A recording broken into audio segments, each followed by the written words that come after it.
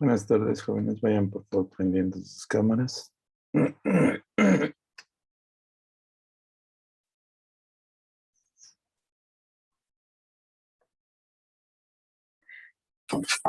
tardes, doctor. Buenas tardes.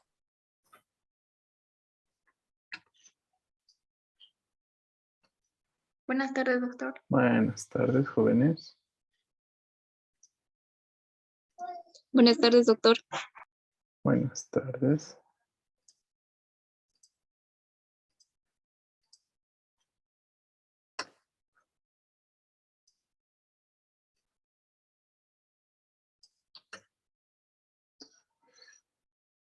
El primer tema que nosotros necesitamos ver es bioseguridad.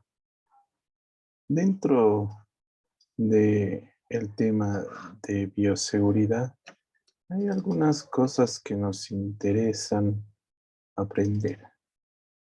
Primero, de bioseguridad, ¿cuáles van a ser nuestros objetivos de aprendizaje?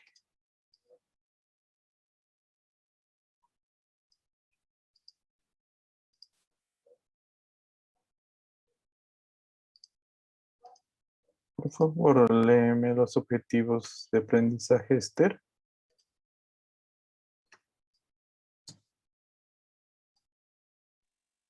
Sí, dice, los estudiantes serán capaces de conocer la historia de bioseguridad. 2, definir bioseguridad.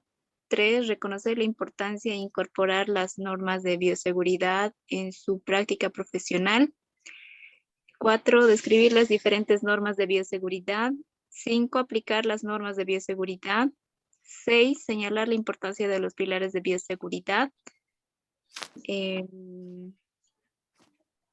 Barreras de protección y medidas de eliminación. La número 7, establecer lugares de potencial alto de riesgo de accidentes. 8, definir accidente de exposición a sangre o fluidos corporales.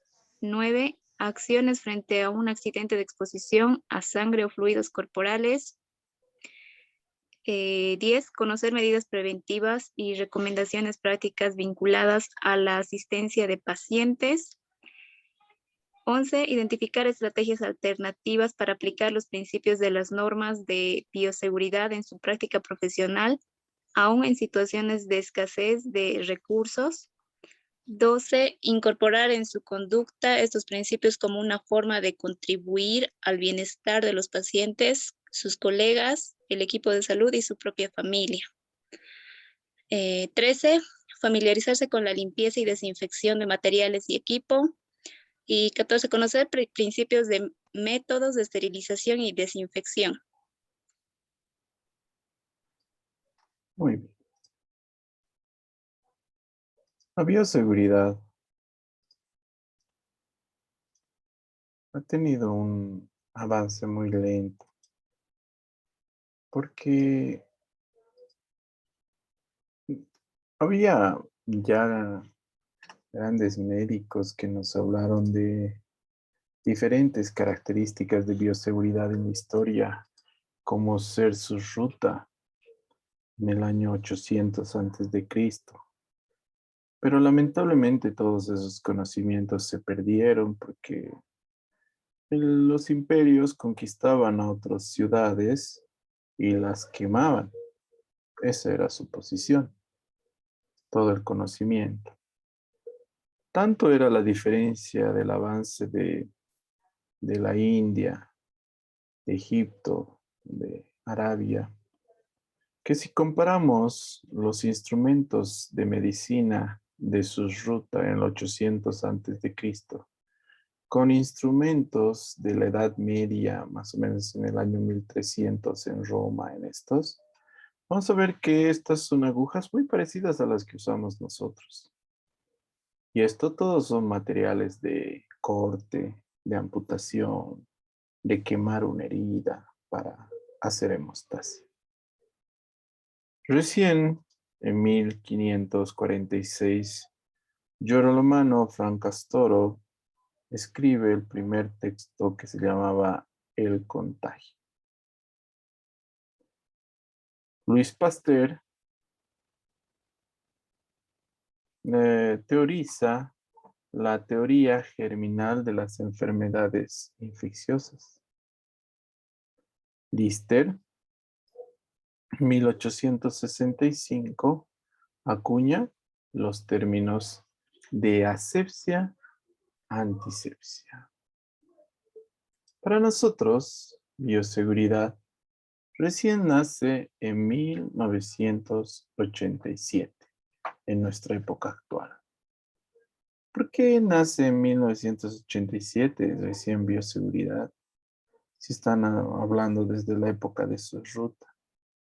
Porque recién en 1987 se hace sensible la necesidad de hacer terapias seguras por la aparición de bacterias resistentes y por la aparición del VIH. Cuando nosotros hablamos del término bioseguridad, viene de bio, que es vida, seguridad, calidad de seguro. Entonces, cuando hablamos de bioseguridad, es el cuidado de la vida. No es que la bioseguridad es una parte de la medicina, sino una parte de bioseguridad habla de cuidados en medicina. Para nosotros, la bioseguridad es un conjunto de normas diseñadas para la protección del individuo, la comunidad, medio ambiente, del contacto accidental de agentes nocivos. La bioseguridad también se define como como un conjunto de normas, como una doctrina del comportamiento, encaminada a realizar acciones seguras que deben disminuir el riesgo de adquirir infecciones accidentales. La bioseguridad se para sobre 3 pilares: universalidad, barreras de protección y medidas de eliminación. La universalidad quiere decir que se debe aplicar tanto a ricos como a pobres, a blancos como a negros. Todas las medidas de bioseguridad son para todas las personas. No se conoce el estado serológico de una persona. Por eso que debemos protegernos de todo. El segundo pilar es las barreras de protección. Estas barreras de protección se clasifican en barreras físicas, como ser la bata, los guantes, gorro. Barreras químicas, como ser lavado de manos, jabones antisépticos. Y barreras inmunológicas, como ser las vacunas. Todo médico para ejercer medicina tiene que tener mínimamente vacuna de la BCG, hepatitis B, tétanos y ahora la de coronavirus, ¿no? Las más comunes que nosotros conocemos son las barreras físicas, los guantes, la bata, mascarilla, los protectores oculares. Y el tercer pilar de las barreras de protección son los medios de eliminación. Estos medios de eliminación deben ser escogidos de forma adecuada para eliminarse dentro del hospital y del consultorio. Existen 3 basureros: el negro, donde se pone desechos comunes, papeles, plásticos; el rojo, donde se colocan desechos infecciosos;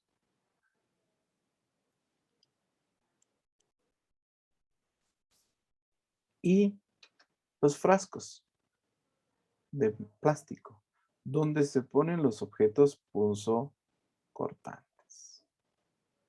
Este material debe ser almacenado de forma adecuada en lugares aislados dentro del hospital para luego ser recogidos por camiones especiales de la basura y llevarse al centro de almacenamiento definitivo con todas las medidas de bioseguridad. Donde existe condición insegura, actitud insegura, riesgo, va a existir accidente. Esto nosotros lo llamamos accidente de exposición a sangre o fluidos. Es decir, la piel puede estar en contacto con sangre o fluidos corporales de una tercera persona, ya sea por raspado, pinchazo, herida cortante. También puede estar en contacto con mucosas. A este accidente de exposición a sangre o fluidos se lo clasifica en 4. Va a ser dudoso cuando el instrumento contaminado con fluidos infectantes toca piel intacta. Entonces es un poco dudoso que te pase algo. Es probable cuando el instrumento contaminado con sangre o fluidos toca mucosa. Definida cuando el instrumento contaminado con fluido infectante toca una superficie con herida cortante que ha atravesado todas las capas de la piel. Y masiva, que no es un accidente, es cuando te transfunden sangre contaminada. Es por eso, en las normas de bioseguridad, nosotros tenemos formas de manejar las agujas y los bisturís. En laboratorio, el transporte de las soluciones, tanto excreciones salivales, urinarias y otros. No sé si tienen alguna duda, pregunta de bioseguridad, chicos. ¿Alguna duda, pregunta de bioseguridad?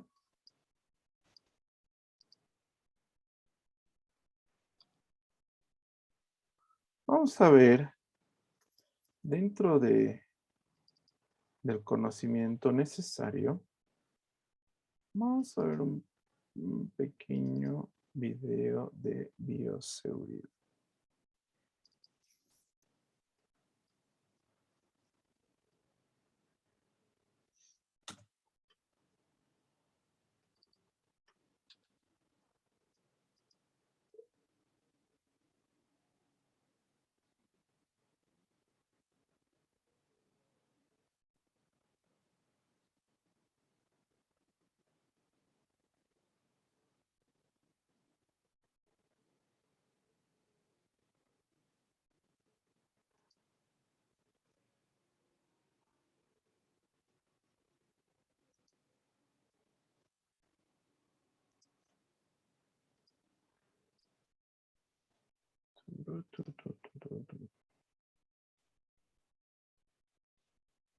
Veremos.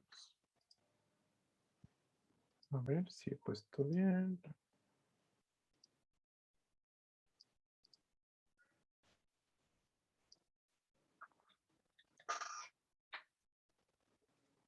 El cuello del útero estaba completamente dilatado y la cabeza del niño había entrado en el canal del parto.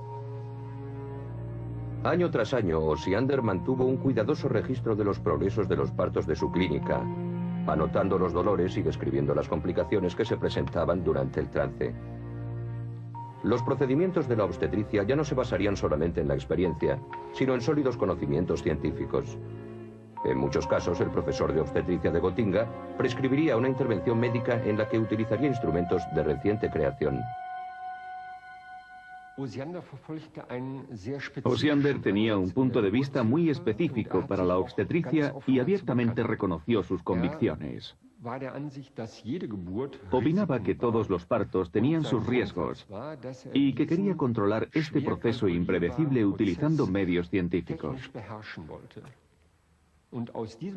Por esa razón, casi en la mitad de los partos que tuvieron lugar en su hospital, no dudó en utilizar el forceps.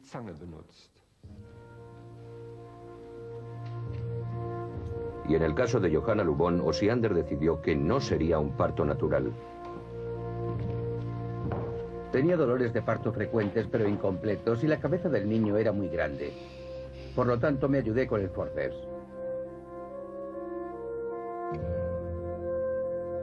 El forceps parece a veces un instrumento de tortura en manos de médicos insensibles. Pero, ¿qué ocurriría en caso de vida o muerte si los dolores de parto son demasiado débiles o si el niño viene atravesado? En esos casos solo se puede ayudar al feto con una incisión o con el forceps. Ayudándome con el forceps, traje felizmente al niño a este mundo. Osiander denominaba a sus parturientas fantasmas vivientes. Eran el equivalente de maniquíes al servicio de la ciencia.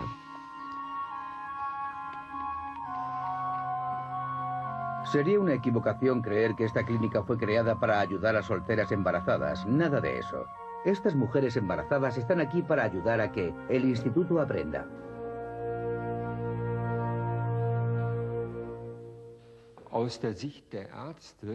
Desde el punto de vista de los médicos, era principalmente una forma de encontrar procedimientos prometedores. En el siglo XVIII, en muchos campos de la medicina, aún no estaba claro si los médicos resultaban de ayuda en ciertas enfermedades o si los curanderos eran igual de eficaces. Por esa razón, la labor de los médicos estaba sometida a una gran crítica. En opinión de un médico del Hospital General de Viena, esta crítica estaba completamente justificada. En 1847 acusó incluso a sus colegas de ser culpables de la muerte de miles de mujeres. Y eso que en Viena los médicos y las comadronas recibían la mejor formación de su tiempo. Existían dos clases de clínicas de maternidad, una para la formación de médicos y otra para la de las comadronas. Pero todas las embarazadas querían dar a luz en la clínica de las comadronas.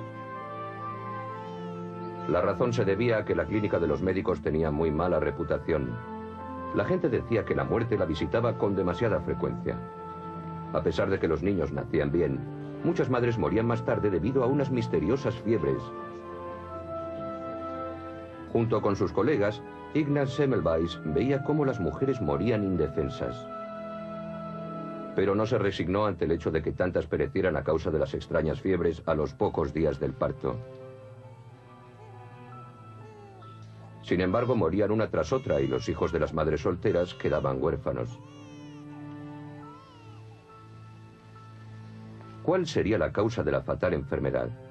Esa fue una pregunta que perseguiría a Ignaz Semmelweis durante toda su vida. La enfermedad empezaba con rigidez o con temblores, unos temblores terribles. Se decía que sacudían la cama y que la hacían repicar. A esos síntomas le seguían una fiebre muy alta y luego unos dolores abdominales agonizantes. Peritonitis, mucho peores que los del parto. Las mujeres o se quedaban mudas por el miedo o gritaban por la fiebre puerperal. El índice de mortalidad era muy grande. Esforzándose por resolver el enigma de aquellos fallecimientos, Semmelweis estudió cuidadosamente los certificados de muerte. Las estadísticas demostraban que la mortandad en la clínica de los médicos era 3 veces superior a la del hospital de las comadronas. Tan solo en 1846, 500 nuevas madres salieron del edificio envueltas en un ataúd. Aquello no podía ser un misterio divino. Pero a pesar de su investigación, no consiguió imaginar qué era lo que originaba las fiebres durante el puerperio. Y así siguió hasta que la muerte de un querido colega, Kolečka, le dejó sorprendido y encontró una conexión. Kolečka se había hecho un pequeño corte con un escalpelo mientras trabajaba en el laboratorio de patología y murió a causa de aquel corte. Era costumbre que por la mañana los alumnos estudiaran disección antes de ir a visitar a las nuevas madres. A Semmelweis le entró una terrible sospecha. ¿No iría la muerte en las manos de los médicos? ¿No llevarían ellos mismos el veneno séptico de los cadáveres a las madres? Con irresistible claridad, comprendí que Kolečka había muerto debido al mismo mal de tantos centenares de nuevas madres. La fiebre es causada por residuos procedentes de los cadáveres llevados por las manos de los médicos. Por eso, resulta imperioso que los médicos se laven las manos antes de hacer su ronda en la sala de maternidad. Para combatir esta muerte femenina a mano de los hombres, Semmelweis hizo que se instalaran lavabos inmediatamente con jarras de agua con lejía como desinfectante.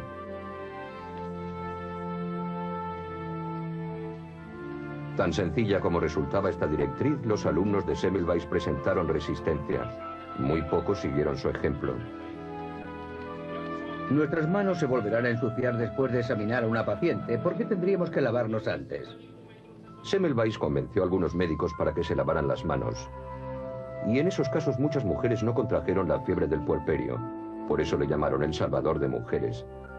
Pero sus colegas ignoraron sus logros y se vio forzado a escribir unas cartas abiertas a todos los profesores de obstetricia en las que decían: debemos acabar con estos asesinatos. Aquello no le hizo muy popular entre sus colegas. Muchos le consideraron un tuercebotas lunático, un fanático del lavado de manos. Él contraatacó llamando a sus oponentes apóstoles de la infección por cadáveres o nerones médicos. Amargado, marchó a su ciudad natal, Budapest. Allí consiguió salvar a cientos de madres de las mortíferas fiebres. Incluso puso un lavabo en su despacho. En 1865, Semmelweis ingresó en un manicomio. También él acabó sucumbiendo a los mortíferos gérmenes contra los que había luchado con tanto esfuerzo. Su reputación cayó por los suelos cuando empezó a atacar a sus críticos. Y al final se volvió loco. La gente decía, no es más que un loco con ideas de loco. Y eso fue un gran inconveniente para sus seguidores. Cuando murió, creo que nadie, o casi nadie, utilizaba los antisépticos. El lavado de manos, como proponía Semmelweis, fue el primer paso hacia la sala de esterilización para proteger a los pacientes contra las infecciones mortales.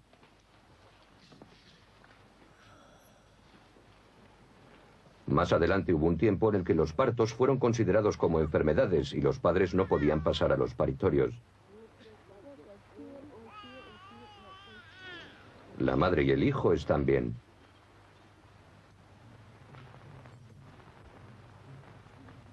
Hoy en día sabemos que unos cuantos gérmenes no pueden perjudicar al recién nacido, incluso refuerzan su sistema inmunológico.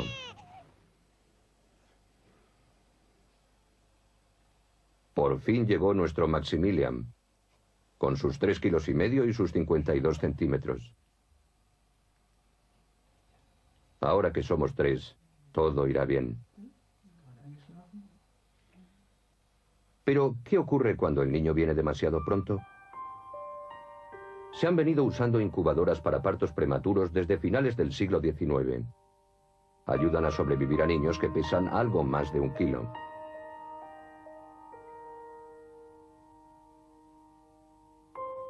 En Estados Unidos se hicieron demostraciones con incubadoras por diferentes ciudades. Las gentes no sabían qué admirar más, a los pequeños en aquellas máquinas o al sorprendente progreso de la tecnología. En la actualidad logran sobrevivir niños que tan solo pesan medio kilo. Algunos nacen a las 24 semanas de embarazo, 16 semanas antes de tiempo, pesando 3 kilos menos de lo normal.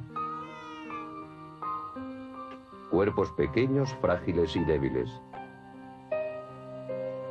con tan solo un atisbo de vida. En la Universidad de Zúrich, el profesor Bucher y su equipo se ocupan de que los niños prematuros reciban un cuidado óptimo. Como sus pulmones no están maduros todavía, solo se consigue que no mueran utilizando un surfactante. Los niños tienen que respirar artificialmente y han de ser alimentados por vía intravenosa. La respiración, los latidos del corazón, la presión arterial y la temperatura corporal son monitorizados constantemente durante varios meses. Con un gran cuidado, los médicos y las enfermeras de pediatría ayudan a los niños prematuros a sobrevivir durante sus primeras y precarias semanas. Pero ¿cuáles son los límites que impone la naturaleza? ¿Y cuál es el precio de sobrepasarlos? El problema es que con nuestra capacidad tecnológica sobreviven muchos niños prematuros, algunos de los cuales pasan el resto de sus vidas con graves incapacidades. Por eso se nos presenta un dilema cada vez que salvamos a un bebé prematuro, ya que no sabemos cómo será luego la calidad de vida de ese niño. Para el profesor Bucher, no todo lo que es médicamente posible es también éticamente justificable. Se han hecho experimentos en muchos lugares con niños que pesan tan solo 340 gramos. Se tiene por seguro que esos niños serán ciegos y sordos y padecerán discapacidades físicas y mentales. A los médicos de Zúrich no les gusta realizar demasiadas operaciones dolorosas y complejas, pues incluso el progreso debe tener sus límites. Estamos descubriendo territorios nuevos e inexplorados. Sentimos curiosidad por las cosas nuevas que probamos. Eso es lo que motiva a los científicos y así hemos mejorado considerablemente la situación. Por otra parte, cada vez está más claro que la naturaleza ha puesto límites para los bebés prematuros, más pequeños, que no somos capaces de traspasar.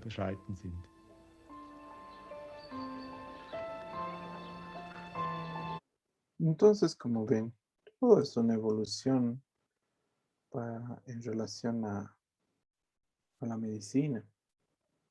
Hay normas de bioseguridad, puedes descubrir desde la época de Semmelweis, donde él descubre por qué se morían las embarazadas. Y él vive más antes que Pasteur, así que no sabía de bacterias, no sabía de microorganismos. Obviamente la bioseguridad ha avanzado bastante y actualmente estas normas tienen nuevas reglamentaciones. Por ejemplo, uno de los cierres bibliográficos en el que van a trabajar ahora es qué tipos de barreras debo utilizar durante los procedimientos invasivos. Entonces, ustedes ahora van a escribir y justificar cada una de las barreras físicas, químicas y biológicas que deben tener. Función parenteral, sutura, sonda nasogástrica y Foley. Entonces, Helen hará el número 1, Esther el número 2, Jonathan el número 3 y Nayeli el número 4. Entonces, tienen 15 minutos de actividad para hacerlo. Pueden usar la literatura que ustedes gusten. 15 minutos tienen.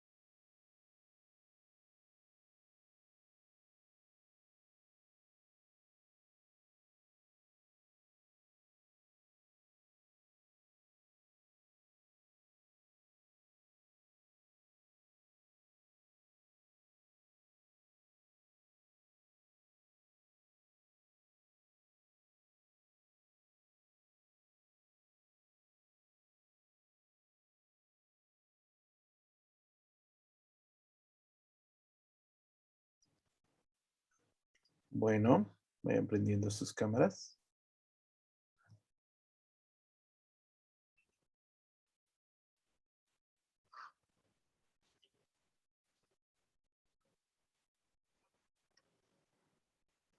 Vayan prendiendo por favor sus cámaras.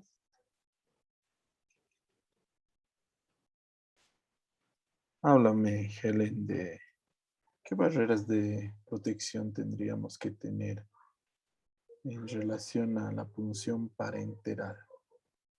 Primero, las físicas.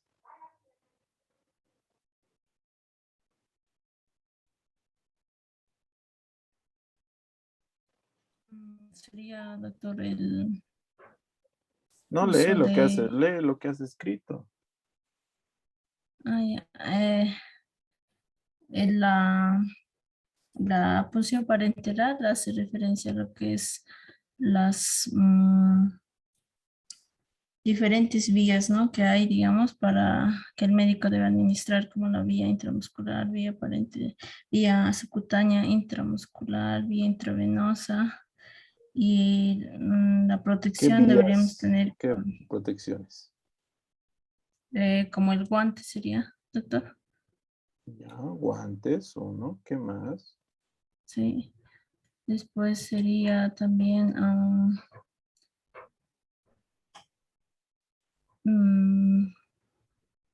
la parte de una mascarilla facial o protector facial en caso de que hubiera algún problema al momento de eh, colocar la inyección al paciente.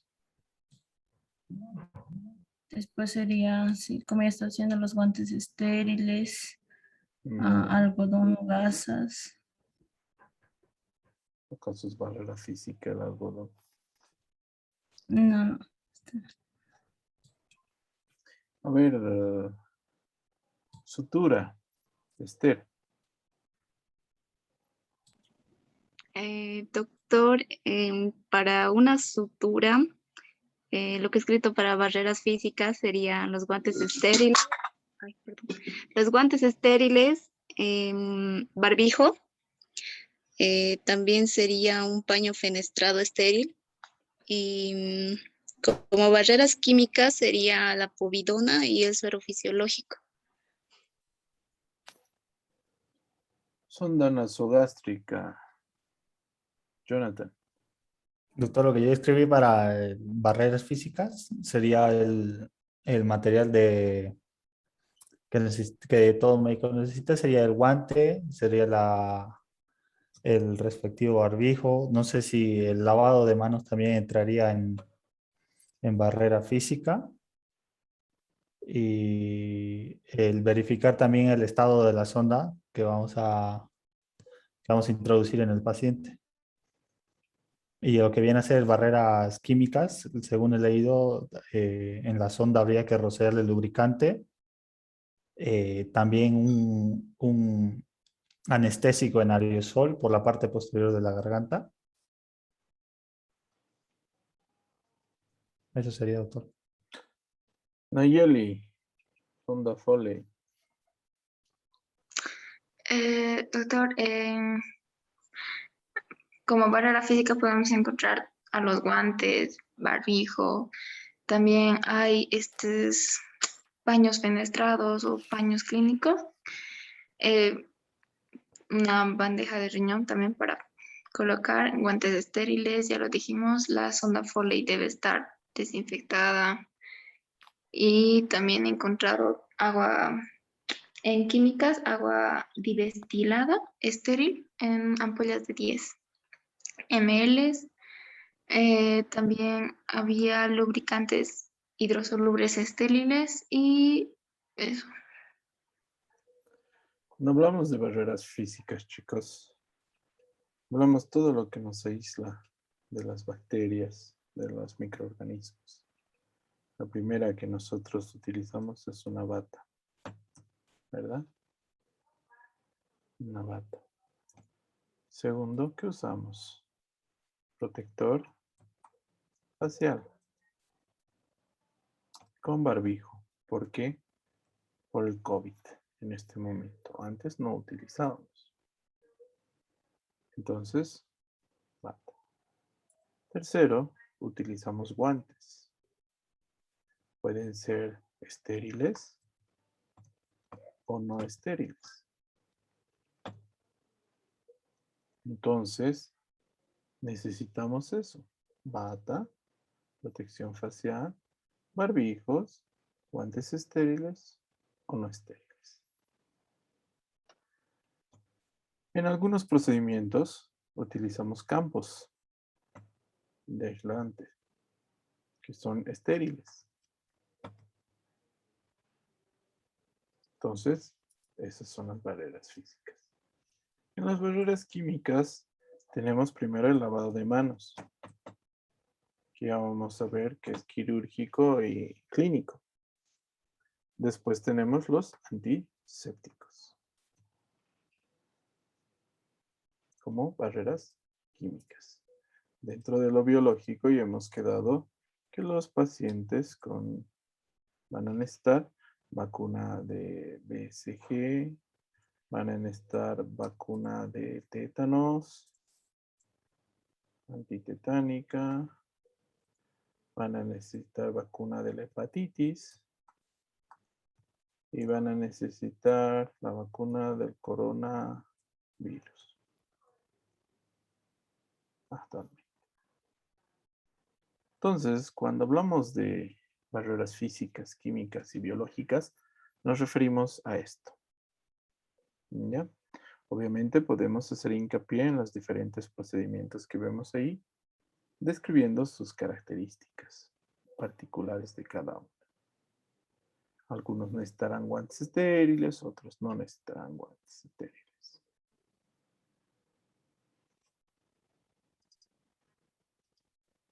Muy bien. Si ustedes se han fijado, ¿dónde han dado? Perdón. Si ustedes se han fijado en la plataforma, ya lo ha activado la primera tarea o actividad, que es el tema de bioseguridad. ¿Ya?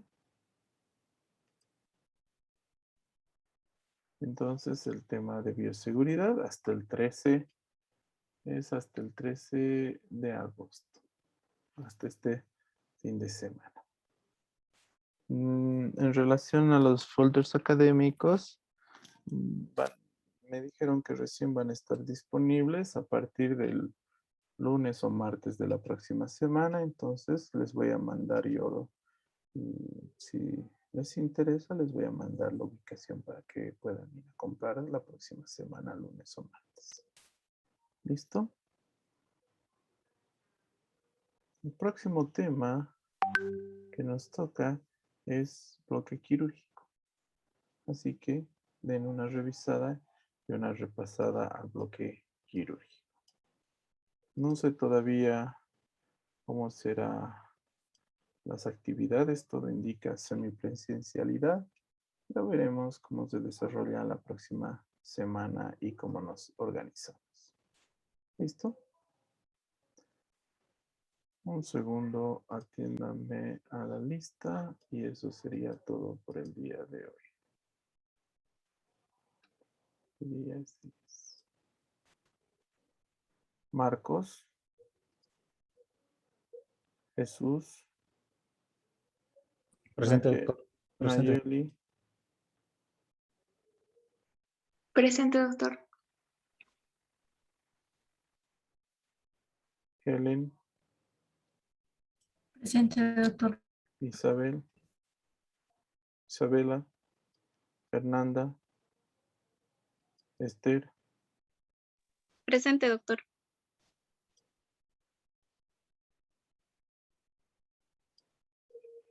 Entonces, bioseguridad. Pasado. Eso es todo, jóvenes. Que les vaya muy bien. Nos vemos el día jueves. Bloque quirúrgico. ¿Qué día nos toca? El viernes, perdón. Viernes nos toca. Nos vemos el día viernes. Chao, chicos. Hasta luego, doctor.